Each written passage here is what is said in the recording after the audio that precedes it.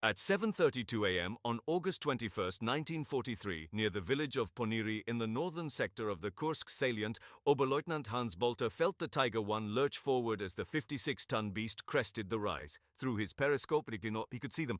A column of 11 Soviet T-34 medium tanks advancing through the wheat fields, unaware that Germany's most fearsome armored predator had them in its sights.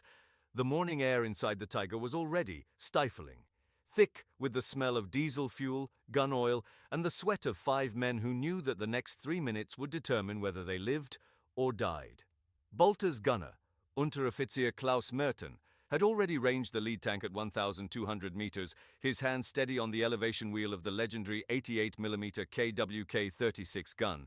The loader, barely 19 years old, had already chambered the armor-piercing round, its brass casing gleaming in the dim light filtering through the turret.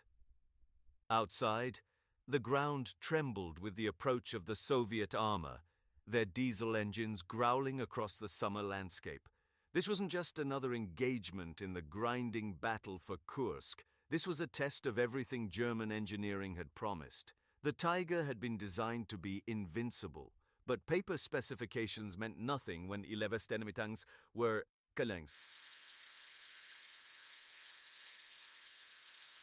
The Wehrmacht's entire defensive strategy in this sector depended on a handful of Tigers holding key positions, stopping Soviet breakthrough attempts that threatened to collapse the entire German line. If Bolter and his crew could destroy this column before it reached the infantry positions 3 kilometers behind them, they might buy enough time for reinforcements to arrive. If they failed, or if the Tiger's vaunted armor proved vulnerable, the battle, and perhaps the entire Kursk offensive, could be lost. The path to this moment had begun 2 years earlier in the design halls of Henschel und Sohn in Kassel, where engineer Erwin Aders had wrestled with an impossible mandate from the Waffenamt: create a tank that could defeat any Soviet armor at any range while being virtually immune to enemy fire. Aders had studied the after-action reports from the invasion of Russia with growing alarm. The appearance of the T-34 and KV-1 tanks had shocked German tank crews, who found their Panzer IIIs and IVs hopelessly outgunned. The solution emerged from combining the proven 88mm flak gun, which had already demonstrated its lethality, against tanks in North Africa. Armor protection that bordered on the excessive. The Tiger Ben's frontal armor measured 100 millimeters thick, sloped at angles designed to deflect incoming rounds. Its side armor, at 80 millimeters, was thicker than the frontal armor of most Allied tanks. The 88mm main gun could penetrate 165 millimeters of armor at 500 meters, more than enough to destroy any tank the Soviets could field. But numbers on paper meant little without the right crews. Hans Bolter had learned his trade in the desperate battles of 1941 and 1942, watching friends die in inadequate Panzer IIIs as Soviet shells punched through their thin armor like paper. He had survived the winter outside Moscow, where temperatures dropped to -40 and German tanks froze solid while Russian T-34s continued to operate. Those brutal lessons had taught him that survival meant understanding your machine intimately. Every mechanical quirk, every tactical advantage, every limitation.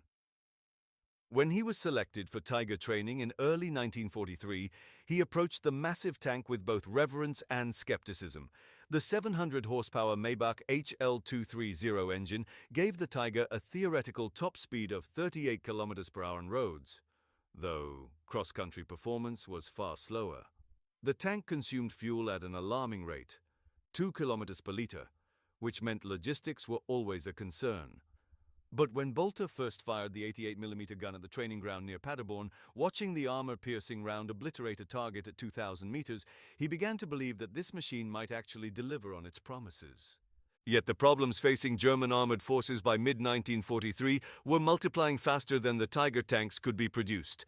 At the Battle of Stalingrad, an entire German army had been destroyed, and with it went hundreds of tanks and irreplaceable veteran crews. In North Africa, Rommel's Afrika Korps had been crushed at El Alamein, losing thousands of vehicles and experienced personnel who could never be replaced. The statistics were grim. In 1942 alone, Germany had lost over 4,000 armored vehicles on the Eastern Front, while Soviet production had delivered nearly 25,000 new tanks to the Red Army. Hauptmann Rudolf von Ribbentrop, who commanded a Tiger company in the 3rd SS Panzer Division, had watched his unit's Panzer IV tanks get systematically destroyed by Soviet anti-tank guns and T-34s during the winter, fighting around Kharkov. Of the 14 Panzer IVs he had started with in January 1943, only 3 remained operational by March, and those survivors were battered hulks with jury-rigged repairs. Von Ribbentrop had personally witnessed a platoon of 5 Panzer IIIs attempt to engage a pair of KV-1 heavy tanks near Belgorod. The Soviet monsters had systematically destroyed all 5 German tanks in under 4 minutes, while their armor shrugged off dozens of German shells. The psychological toll was devastating. Tank crews began requesting transfers to other units, and some commanders reported soldiers developing stress disorders before even entering combat. The German military machine needed a solution, and it needed one immediately. The Tiger was supposed to be that solution, but initial deployments had been plagued with mechanical problems. Tigers broke down during rail transport, suffered transmission failures during their first engagements, and proved difficult to recover when damaged. By August 1943, the Tiger still carried an aura of experimental uncertainty, a weapon that promised dominance but had yet to prove itself in sustained combat. When Hans Bolter proposed his tactical innovation to Oberst Werner Marx at the divisional headquarters in July 1943, the response was immediate and negative. Bolter had studied the terrain around Poniri and developed a method he called Overwatch ambush. Instead of advancing with infantry as doctrine dictated, Tiger tanks would position themselves on commanding heights, exploit their superior range and optics, and destroy enemy armor before it could close to effective firing distance. This contradicted established Panzer doctrine, which emphasized combined arms attacks with tanks and infantry advancing together to seize objectives. Marx had listened to Bolter's presentation with growing irritation, finally interrupting to remind the lieutenant that tanks were breakthrough weapons, not defensive pillboxes. The Tiger's mission, Marx insisted, was to spearhead attacks and support infantry advances, not sit on hillsides taking potshots. Furthermore, spreading Tigers across the battlefield in individual ambush positions violated the principle of concentration of force. German armor doctrine demanded that tanks operate in concentrated formations to achieve local superiority. Bolter tried to argue that the Tiger's unique capabilities, its exceptional gun range, superior optics, and nearly impenetrable frontal armor made it ideally suited for a defensive role that could inflict catastrophic losses on attacking Soviet armor. But Marx cut him off, citing regulations from the Truppenführung Manual and reminding Bolter that junior officers did not redesign tactical doctrine based on personal theories. The meeting ended with a direct order. Tigers would be employed according to established doctrine, advancing with infantry support, or Bolter would find himself commanding a supply depot. The threat was clear, and Bolter returned to his unit frustrated and convinced that High Command was wasting the Tiger's true potential through doctrinal rigidity and unwillingness to adapt to battlefield realities. The preparation for the August 21st engagement had begun in darkness at 0500 hours, 3 hours before the Soviet column would appear. Bolter had positioned his Tiger I on the reverse slope of Hill 253.5, where the tank would be invisible to approaching enemy forces until it crested the rise. His crew had worked methodically through the pre-combat checklist, each man performing his duties with a practiced efficiency that came from months of training and several weeks of combat experience. The loader, Gefreiter Paul Hoffmann, had organized the ammunition storage, ensuring that armor-piercing rounds were immediately accessible. Each shell weighed 23 pounds and had to be manhandled from the storage racks into the gun's breech. The gunner Klaus Merton had calibrated the Turmzielfernrohr 9B optical sight, a precision instrument that gave him exceptional target acquisition capability out to 3,000 meters. The driver, Obergefreiter Hans Schmidt, had performed his maintenance ritual, checking the Maybach engine's oil levels, examining the overlapping road wheels for damage, and testing the steering mechanism that controlled the Tiger's 7-speed transmission. The radio operator, Unteroffizier Franz Weber, had established communication with battalion headquarters and confirmed that friendly infantry positions were clearly marked on their tactical map. As dawn broke, Bolter had studied the approaches through his binoculars, noting the wheat fields that would channel enemy tanks along predictable routes, the small ravine 800 meters to the left that could conceal enemy infantry, and the morning sun that would be behind the Tiger's position, partially blinding the Soviet tankers. The smell of gunpowder still lingered from yesterday's fighting, mixing with the acrid odor of burning oil from vehicles destroyed in previous engagements. Inside the Tiger, the temperature was already climbing. The massive engine generated tremendous heat, and the thick armor turned the fighting compartment into an oven. Bolter could feel the vibrations through the hull as Schmidt kept the engine idling, ready to move forward or reverse on command. Every surface inside the tank was hard metal. Every movement required careful coordination in the cramped space, and every man knew that their survival depended on executing their roles flawlessly in the chaos of combat.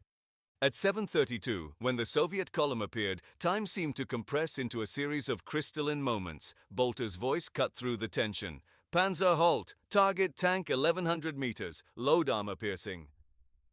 The words were ritualistic, calming, a practiced sequence that transformed fear into focused action.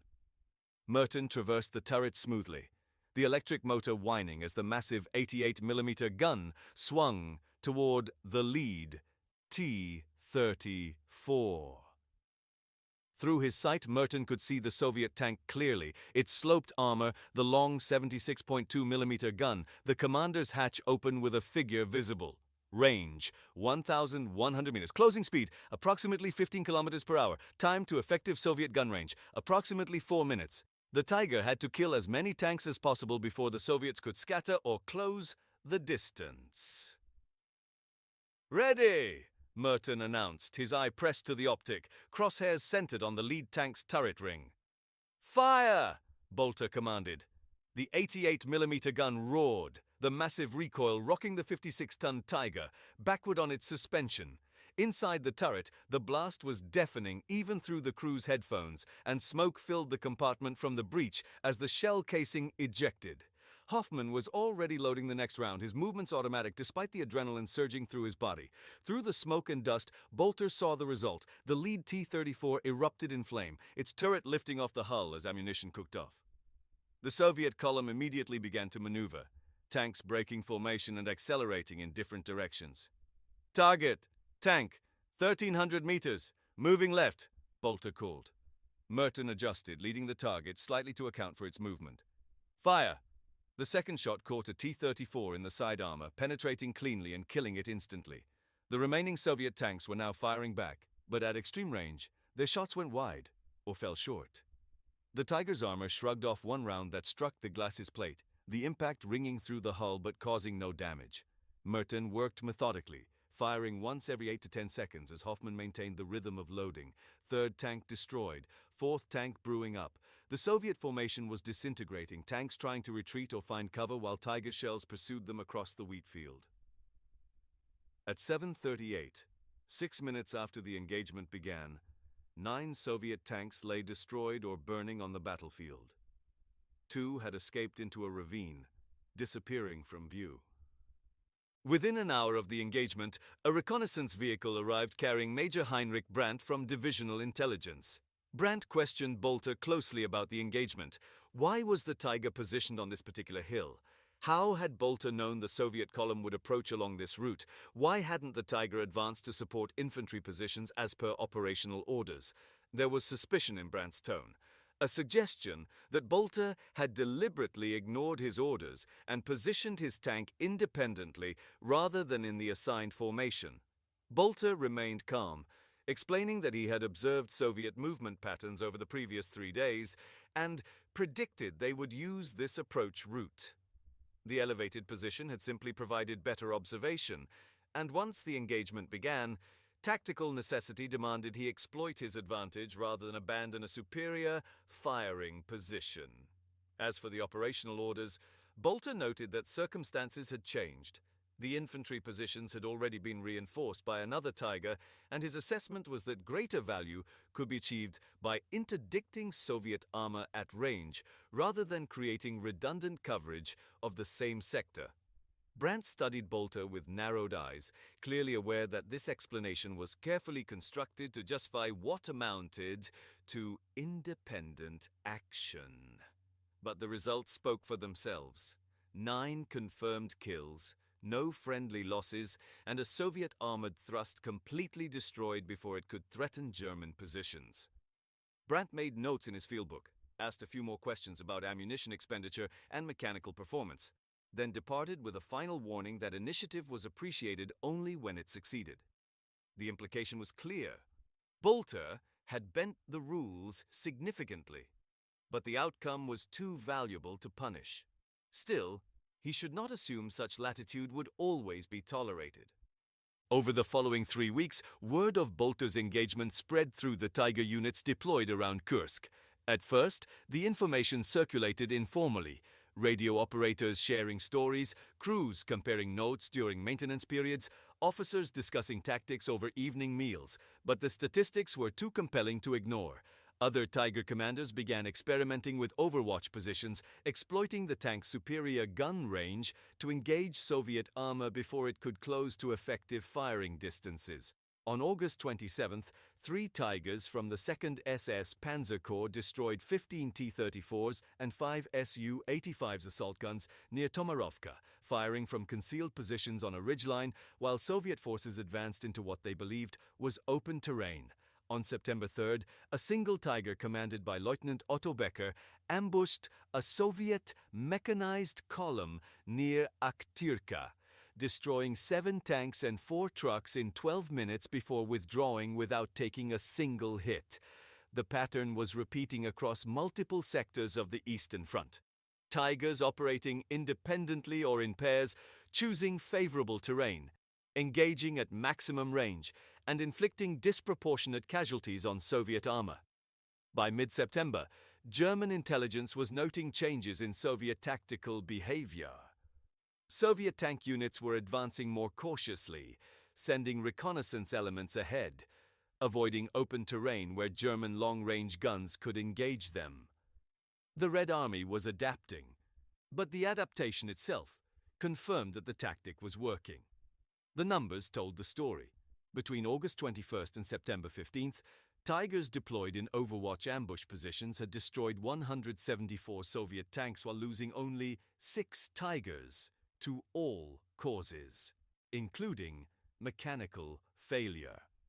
The traditional kill-to-loss ratio for German armor on the Eastern Front in 1943 was approximately 3-1.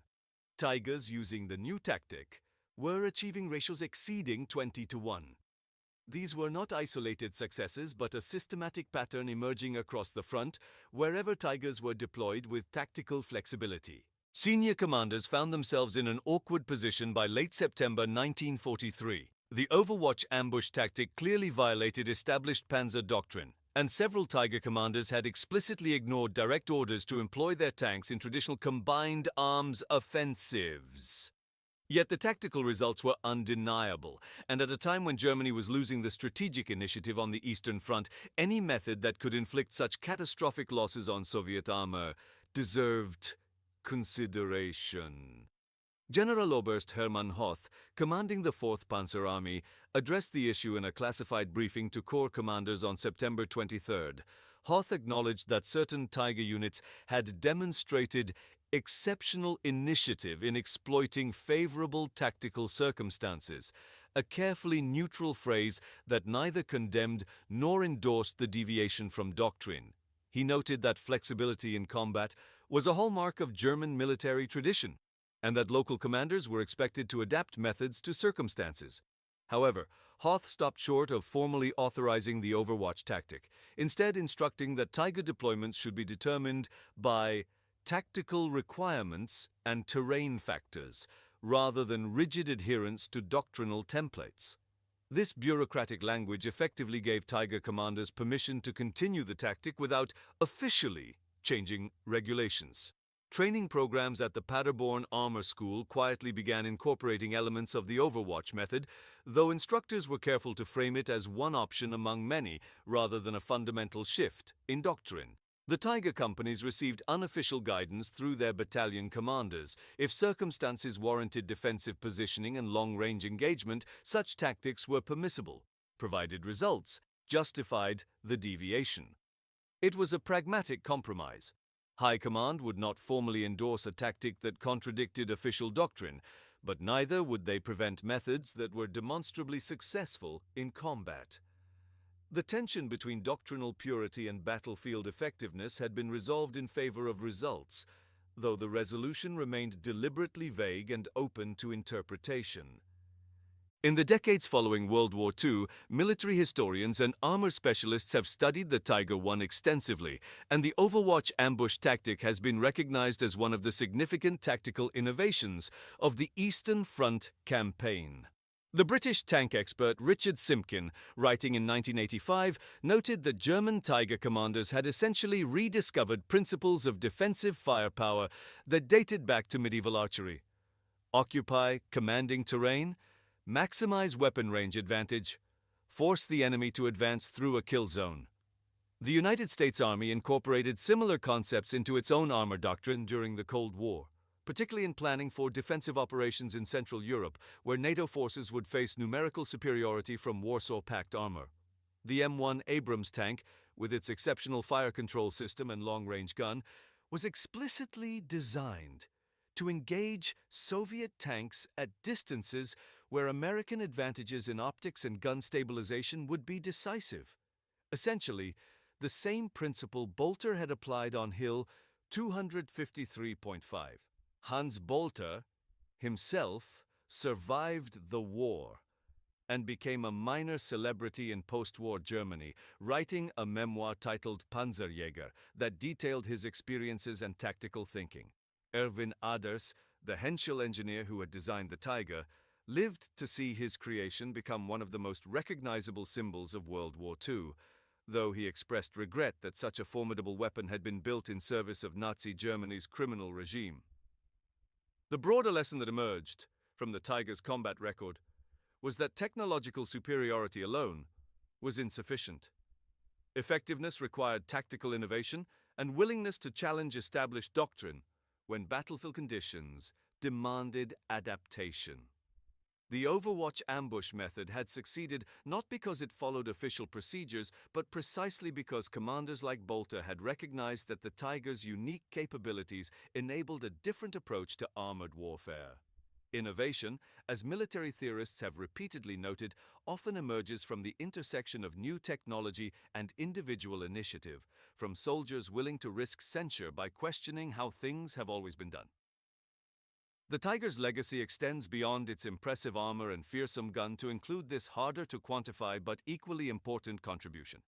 Proof that even in the midst of total war, with lives hanging in the balance, there remains space for tactical creativity and the courage to challenge conventional thinking.